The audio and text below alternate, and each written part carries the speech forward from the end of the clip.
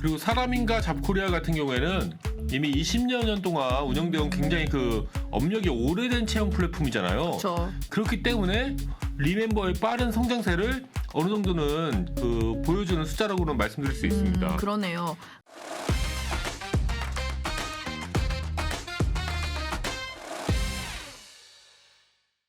고품격 테크 방송 아웃스탠딩 쇼. 네, 안녕하세요. 아웃스탠딩의 정지혜 기자입니다. 지난 20여 년 동안 국내 채용 플랫폼 시장에서 정말 전통의 강자로 군림해온 잡코리아가 후발주자인 리멤버를 상대로 굉장히 전방위적인 법적인 공세를 현재 펼치고 있습니다.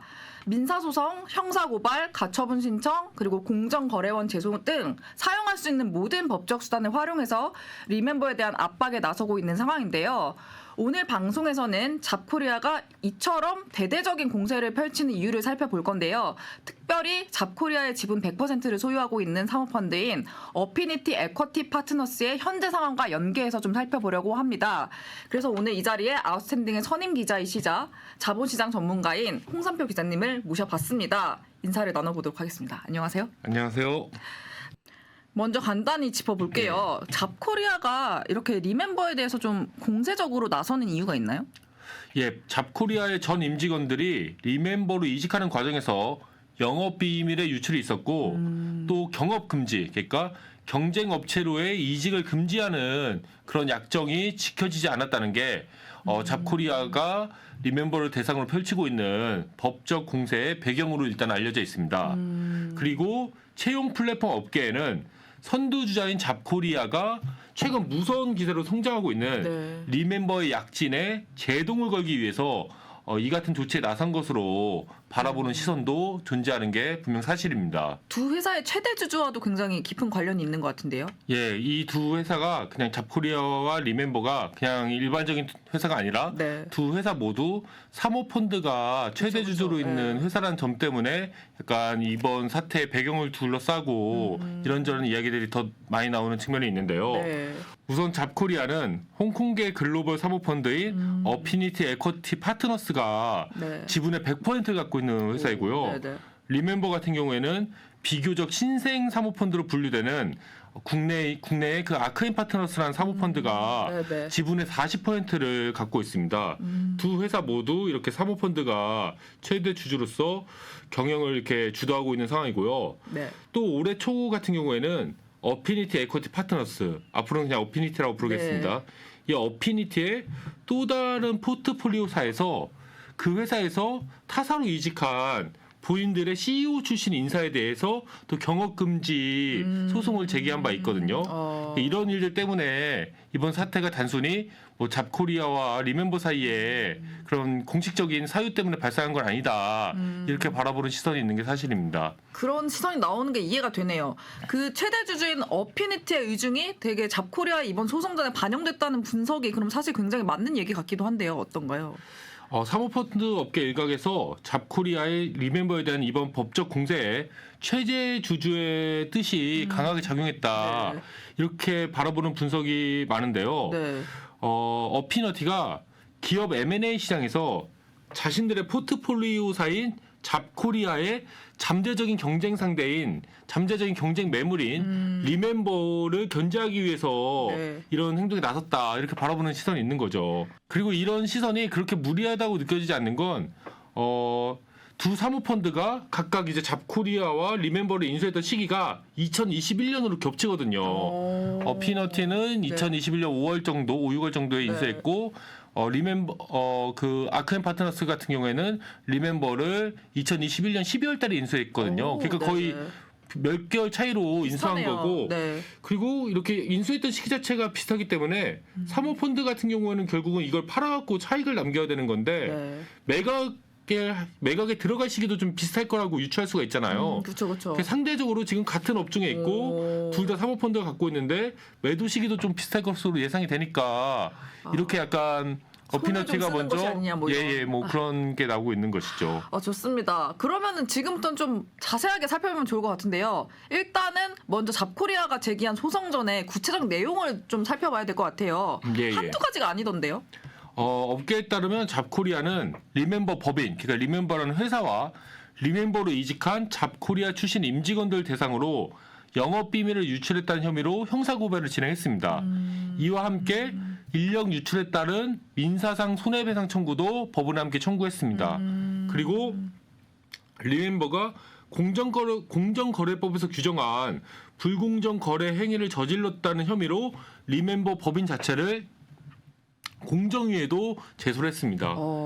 그렇군요. 그러니까 굉장히 제가 아까 앞부분에서 전방위적이라고 말씀드렸잖아요. 네. 이제 가용할 수 있는 모든 수단을 사용한 거 아닌가. 철저하네요. 뒤에서 말씀드리기 한 가지 네. 또 한 가지 또 있습니다. 그렇군요. 알겠습니다.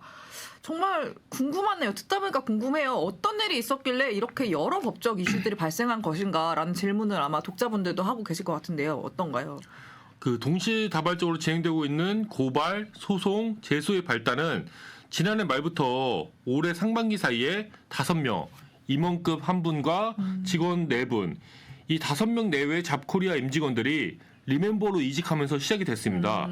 이분들 같은 경우에는 주로 잡코리아에서 영업 업무를 담당했던 인력들인 것으로 알려져 있는데요. 네네. 당초 잡코리아는 가장 먼저 리멤버로 이직한 임원급 A씨를 대상으로 경업금지 조항을 위반했다는 그 사유로 소송을 제기한 바 있는데, 사실 이 첫 번째 소송, 그러니까 임원급 A씨와의 소송은 잡코리아와 합의로 잘 마무리됐습니다. 그래요? 예. 그러면은 일단 첫 번째는 마무리가 됐고, 그럼 지금은 벌어지는 일은 다른 일들인 건가요? 합의로 마무리된 것과 네. 지금 이제 벌어지고 있는 소송, 고발, 제소는 이제 다른 별개의 이슈라고 보시면 됩니다. 그렇군요. 하지만 네. 그 임원 A씨 이후에도 잡코리아 인력들의 리멤버 이직 행렬이 계속해서 이어졌습니다. 그렇군요. 그러니까 다시 이제 소송전에 불이 붙었는데요. 네네. 잡코리아는 임원급 A씨, 계속 그 이름이 언급되는 이 A씨를 A씨, 비롯해 네. 잡코리아 재직 시절 동료들이 리멤버로 이직하는 것을 도운 다음에 본인도 리멤버로 옮겨간 것으로 알려진 직원급 B씨, 이번에 네. B라고 하겠습니다. 그리고 리멤버 법인을 대상으로 네. 법적 대응에 나섰습니다. 그리고 이 B씨에 대해서는 영업 비밀을 유출했다 혹은 탈취했다는 혐의로 형사 고발도 진행을 했고, 그리고 잡코리아는 정식 판결이 나오기 전에, 일단은 정식 판결 나오기 전에 좀 시급한 사안이라고 판단하면 가처분을 하잖아요. 네. 가처분 신청하는데, 정식 판결이 나오기 전에 먼저 소송에서 유리한 입지를 다지고 영업 기밀 유출로 인한 피해를 최소화하기 위한 목적으로, 이건 이제 잡코리아의 주장입니다. 영업 기밀로 인한 피해를 최소화한다는 거는 법원에 가처분도 신청을 했습니다. 리멤버 법인과 A씨, B씨에 대해서는 유인행위, 이 유인행위란 것은 타인의 이직을 유도하는 행위라고 이해하시면 되는데요. 네네. 유인행위 금지 가처분을 신청했고요.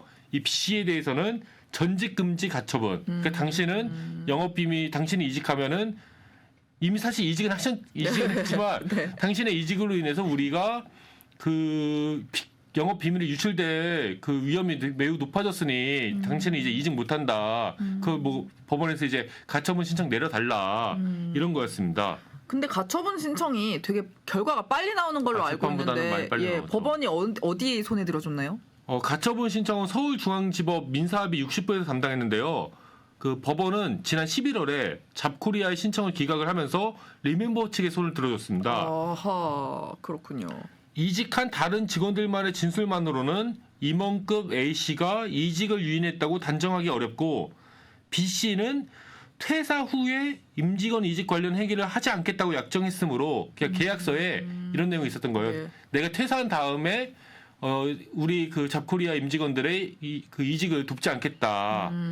퇴사 전에, 그런데 그 지금 문제가 되고 있는 거는 B씨가 퇴사하기 전에 재직 중에 있었던 그 행위가 문제가 네. 되는 거잖아요. 그렇죠. 그렇기 때문에 그 설사 그랬다고 하더라도 해당이 안 되는구나. 약정을 위반한 건 아니다. 이게 이제 그 법원이 기각 결정을 내린 이유였고요. 또 이제 영업 기밀 유출을 막기 위해서 B씨의 이직을 막아달라는 전직 금지 가처분 신청에 대해서도 B씨가 잡코리아의 영업 비밀 관련 그 자료들, 파일들을 소지하고 있다는 사실이 명확하게 소명되지 않았다는 이유로 이 점에 대해서 기각을 내렸습니다. 그러면은 어쨌든 현재 상황에서는 초반에 승기는 리멤버가 잡았다, 이렇게 봐도 사실 무리는 아닐 것 같은데요. 근데 이제 뭐 그 말 그대로 이제 네. 초반에 승세죠. 이게 결국 이제 전쟁으로 네. 치면은 첫 전투에서 이긴 거라고 말씀드릴 수 있고요. 네. 그 이제 여러 건이 이제 연달아 있기 때문에 네. 같은 이슈로 이제 여러 그 다양한 그 소송, 고발, 제소 일어나는 이제 다양한 유형의 법적 움직임이 있기 때문에 근데 말씀하신 것처럼 분명히 이제 리멤버가 초반에 승기를 잡았다고는 볼 수 있을 것 같고요. 잡코리아는 일단은 이 같은 법원의 가처분 신청에 불복해 지난달 7일 항고장을 제출한 것으로 알려져 있습니다. 그렇군요. 그 취재하시면서 어쨌든 선표님은 잡코리아 리멤버 양측에 당연히 다 연락을 해서 얘기를 좀 들어보셨을 거 얘기를 아니에요. 들었죠. 예, 그거 예. 좀 얘기 좀 전해주시죠. 왜 이렇게 이제 전방위적인 법적 다툼이 있느냐에 대해서 잡코리아와 리멤버 양쪽에 다 연락을 해서 의견을 들었는데요. 먼저 잡코리아로부터는 이제 다음과 같은 답변을 들을 수 있었습니다. 잡코리아는 최근 법원의 판결을 존중하며 기업의 권리가 부당하게 악용되지 않도록 대응할 예정입니다. 자세한 사항은 소송이 진행 중인 사안으로 공유가 어려운 점 양해 부탁드립니다. 일단은 그렇군요. 이제 제가 좀 네. 여쭤봤는데 이 정도밖에 얘기해 줄 수는 없다. 현재 상황으로는 네. 일단 이런 그 답변을 제가 좀 들었고요. 네. 리멤버는요? 아무래도 리멤버 같은 경우에는 이제 소송 고발 제소에서 방어하는 입장이 있잖아요. 그렇죠. 그렇기 때문에 리멤버에서는 보다 좀 더 적극적으로 그리고 상세하게 얘기를 본인들의 좀, 입장을 네. 전해왔는데요. 먼저 자사는 법적 이의 제기를 통한 상대 측의 일방적인 주장과 법적 이의 제기 행위에 대해서 깊은 유감을 표합니다. 유감 나왔어요. 네. 다만 현재 절차가 진행 중인 사안에 대해 구체적으로 설명드리기 조심스러운 점에 대해서는 너른 양해 부탁드리겠습니다. 자사는 특정 회사 출신은 그러니까 여기서는 이제 잡코리아가 되겠죠. 그렇죠. 특정 회사 출신의 인력을 의도적으로 채용하려 한 바 없으며 합법적으로 원칙을 준수해 경력 채용을 진행한 점 명확히 말씀드립니다. 채용 시장에서 20년 넘게 사업을 영위해온 회사가 이것도 이제 잡코리아죠. 네, 잡코리아죠. 성장세를 보이는 후발주자를 상대로 그러니까 우리를 상대로 그 리멤버를 상대로 네거티브 전략을 펼치며 법적 분쟁으로 비화시키고 있습니다. 선의의 경쟁이 이뤄져야 할 시장 내에서 후발주자를 압박하는 분위기를 형성해 나가고 있는 점에 대해 매우 안타깝게 생각합니다. 저희는 앞으로 양사가 시장 발전을 위한 건전한 경쟁을 펼쳐나갈 수 있게 되기를 희망합니다. 근데 답변 내용에서 리멤버의 어떤 스탠스가 보이긴 하네요. 그러니까 이제 뭐 선발 주자의 후발 주자 견제 움직임이다. 이건 법을 이용한 그쵸. 이제 뭐 그런 네. 프레임으로 이걸 이제 규정해 나가는 거죠. 리멤버 같은 경우에는. 그렇군요. 그렇다면 지금 말씀하신 이 리멤버가 말하는 이런 프레임이란 게 있잖아요. 그거에 대해서 좀 업계에서 동의를 하나요? 어떤가요? 예, 업계에서는 이번 이슈를 약간 그런 프레임으로 바라보는 시선이 뭐 상당수 존재하는 게 사실입니다. 그렇군요. 후발 주자인 리멤버가 지난 3년간 빠른 성장세를 보이면서 잡코리아와 사라민이라는 그 전통의 그 선두주자들과의 격차를 크게 좁히고 있기 때문인데요. 데이터 분석 솔루션 네. 업체인 모바일 인덱스에 따르면 채용 플랫폼 중 7개 채용 플랫폼 중 지난 상반기, 그러니까 지난 1월부터 6월 사이에 앱 월간 활성 사용자 수, 그러니까 MAU를 총합한 기준으로 1위 기업은 사라민이었습니다. 921만 명. 그러니까 6개월 동안에 MAU가 921만 명이었던 거죠.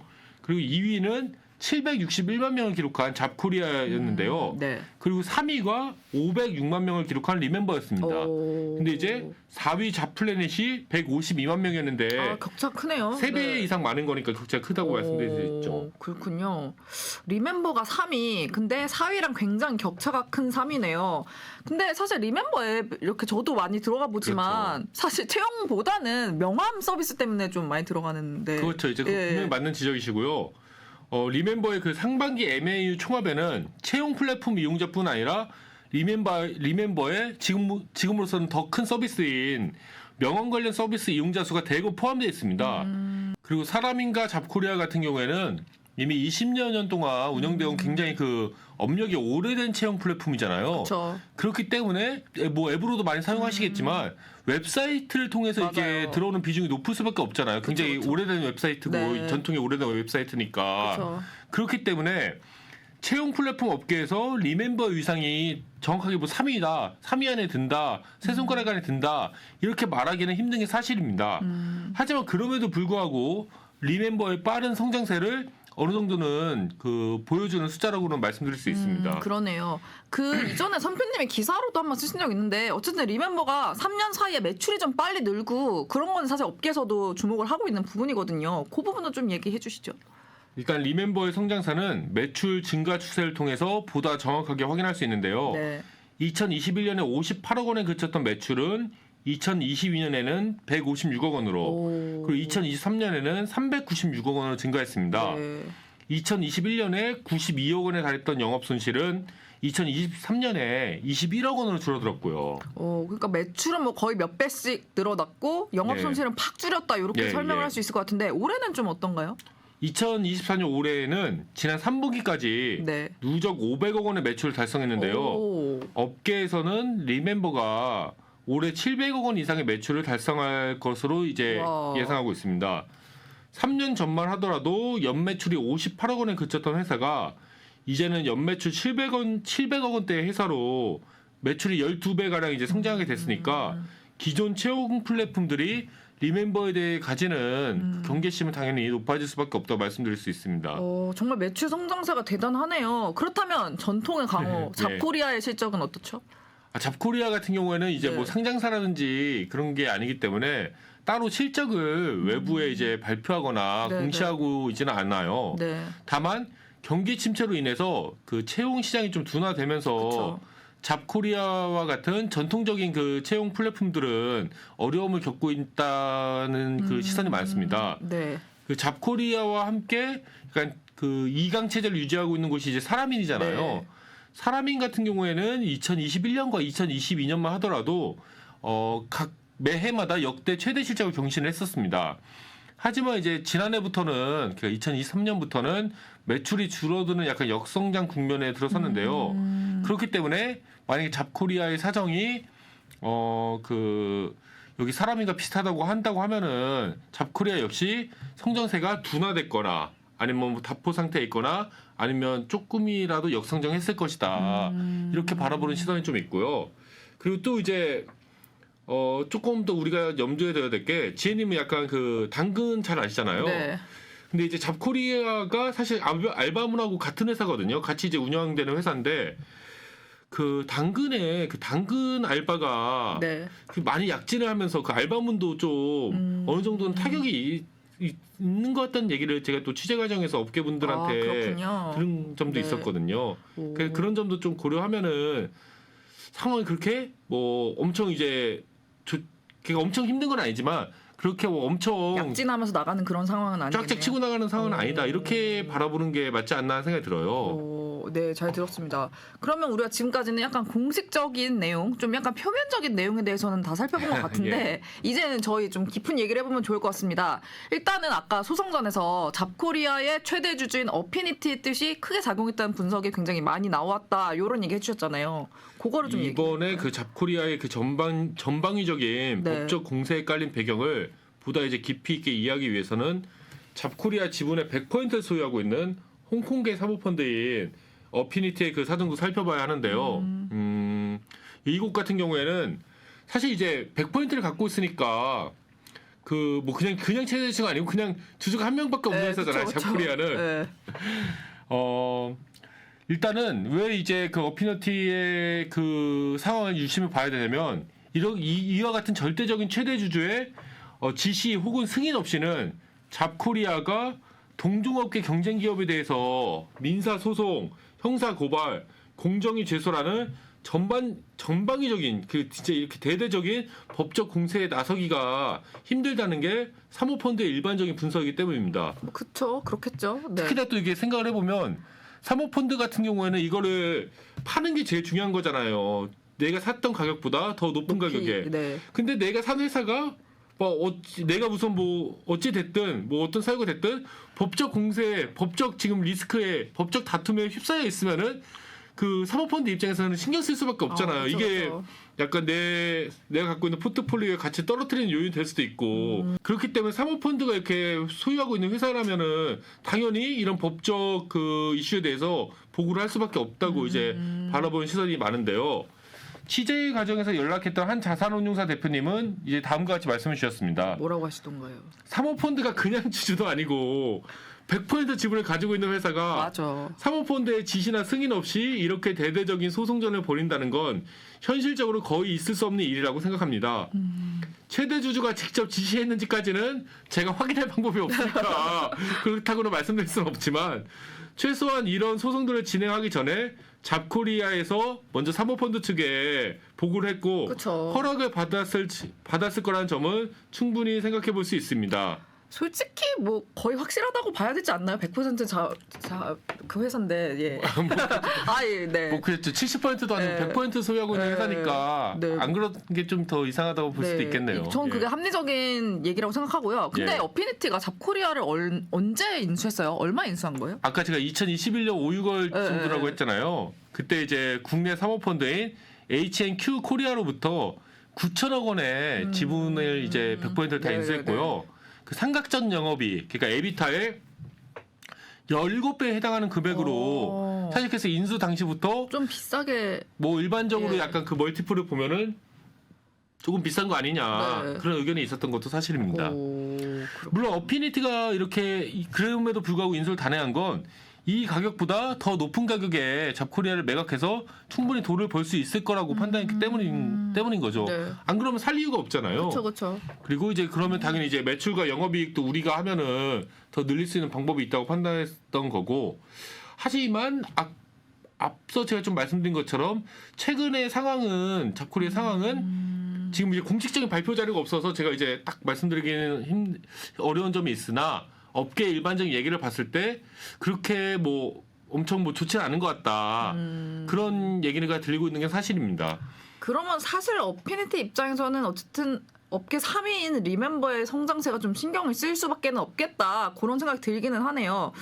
그러면은 사실 M&A 시장에서 왜냐면 약간 잡코리아의 경쟁자라고 볼 수 있는 리멤버가 이렇게 탁 치고 올라가면은 좀 손해 입을 수 있잖아요. 여기서 제가 한 가지 말씀드린 건 아까 그 앱 MAU 순위 말씀드렸지만 그것만으로 이제 리멤버가 또 3위라고 말씀드리기는 힘든 부분이 있고 왜냐하면 거기에는 약간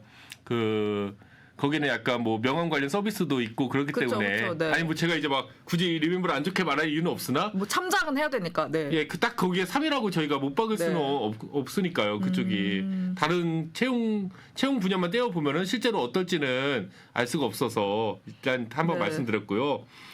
그 앞서 말씀드렸듯이 근데 최근 리멤버는 급속한 성장을 기록하고 있는데 어피니티 입장에서 보다 신경이 쓰이는 점은 앞서도 조금 말씀드렸듯이 리멤버 역시 사모펀드인 아크앤 파트너스가 같은 해인 2021년에 인수한 기업이라는 점입니다. 아까 좀 제가 말씀드렸잖아요. 아크앤 파트너스는 2021년 12월에 1,200억 원을 투입해서 리멤버 지분의 48%를 인수했는데요.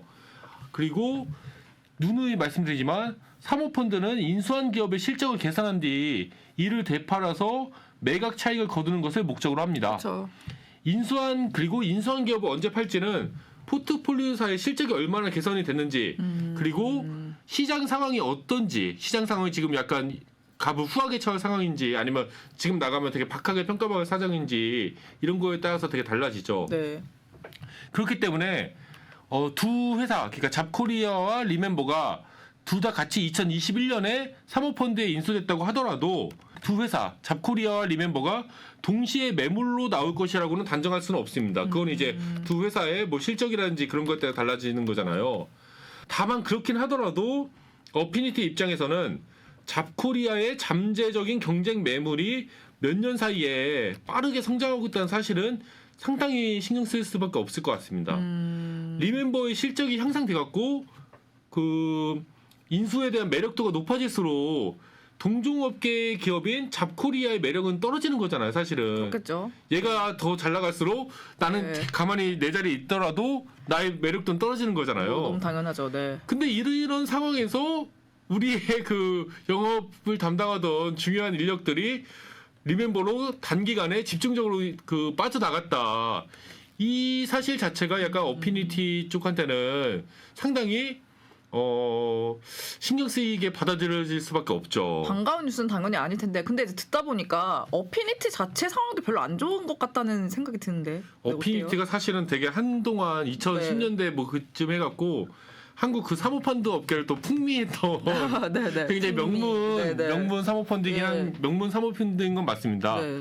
어피니티 같은 경우에는 이 잡코리아에 대한 투자를 2018년에 결성한 아시아 퍼시픽 펀드 5호라는 그 펀드를 통해서 투자를 했는데 그런데 이 펀드의 그 포트폴리오에는 잡코리아뿐만 아니라 락앤락, 요기요, SSG.com 등이 들어있어요. 그런데 이제 사실 뭐 최근 몇 년 동안 그렇게 실적이 좋았다고 말씀드리기는 힘든 사실 반대죠. 예. 정확히 그냥 좀 안 좋은데요. 단호하게 말씀드리면 실적이 그렇게 안 좋았던 기업들이잖아요. 어피니티가 인수할 당시에 그 시가총액이 1조 원에 달했던 락앤락은 현재 그 시가총액이 약 3천억 원대로 그 3분의 1도 안 되는 거죠. 떨어진 것으로 이제 나타나고 있고요. 특히 이제 12월 9일에는 코스닥에서도 상장이 폐지될 예정입니다. 네. 근데 이거는 이제 어피니티가 주도해서 자진 상장 자진해서 이제 상장해서 내려온 거라서 약간 뭐 거래소가 상장하지 마, 너희 상장 폐지 이거는 아닙니다. 이거는 그래도 아니고. 어쨌든 좋은 상황은 아니네요. 예, 이제 본인들의 전략을 보다 좀 적극적으로 밀어붙이기 위해서 이제 어피니티가 이렇게 상장 폐지를 주도한 것이죠.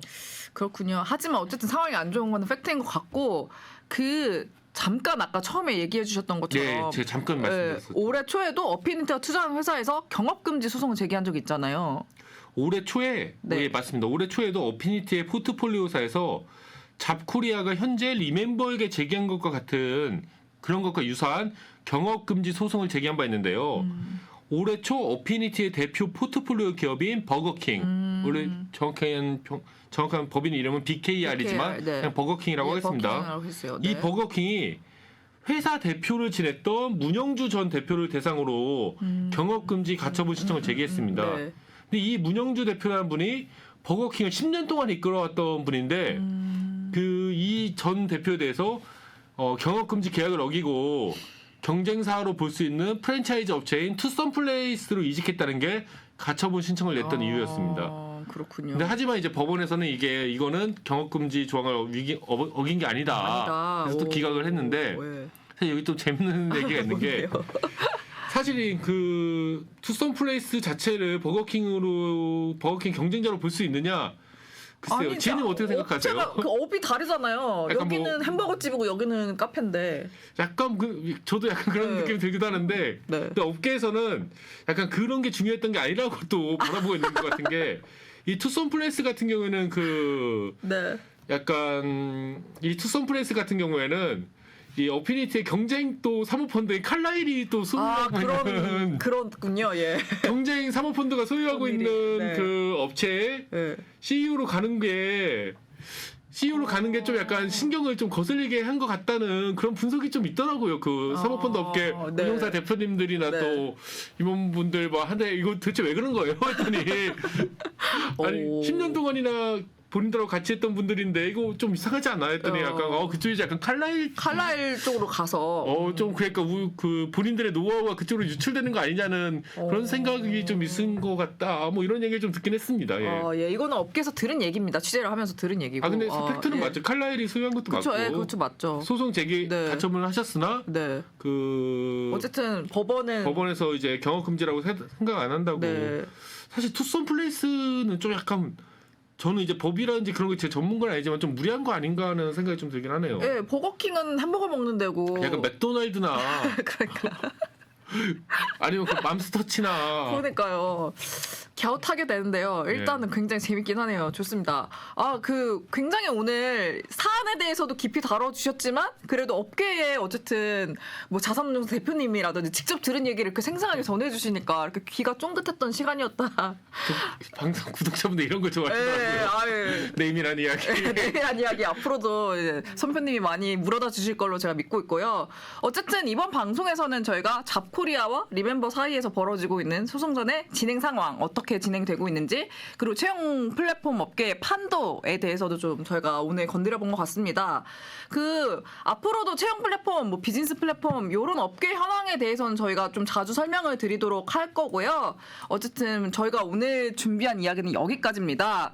다음 방송에서도 저희가 그 스타트업 업계의 IT 테크 업계의 최신 이슈 어떤 일이 일어나고 있는지 정말 재밌게 여러분 앞에 풀어드리는 시간 되도록 노력하겠습니다. 좋아요, 알림, 구독 설정까지 부탁드리고 선표 남겨주시면 너무 좋을 것 같습니다.